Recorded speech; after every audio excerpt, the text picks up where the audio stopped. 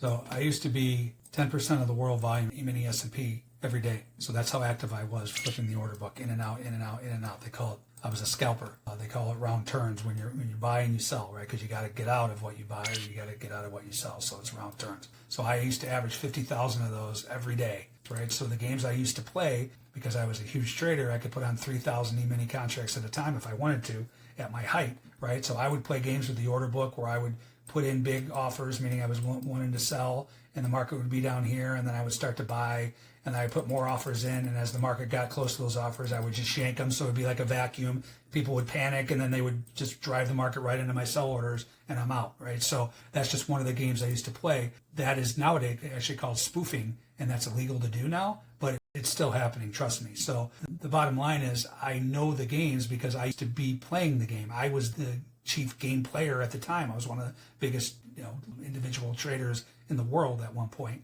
And so I know the game. So I know what I used to react as a big trader. And I also know what they're trying to do, the big money is doing. And when they're wrong, what happens? If they were wrong here, what would happen? I also know the algos, when they start to play in the market, what to expect as well. So by having this experience of trading that many contracts, I've traded millions and millions of contracts in my career. I'm able to be back in the game now. Algos knocked me out of the game mid-2000s because I didn't have this information. Well, having this information now, this enhanced CME data that they offer, the retail trader, right, the smaller trader like me nowadays, this allows me to participate and not get just wiped out every day by these algos playing games. So now I can see when the big money's playing, right? You can see these hidden, they're called iceberg orders, where the big money they're triggered when the market trades in. They're like hidden until they're traded into. Knowing that information, and then also knowing when to stay out of the game when these algos are whipsawing people, and then knowing this time period is usually a time where the algos pick up when the big money goes to lunch, big money comes back, and then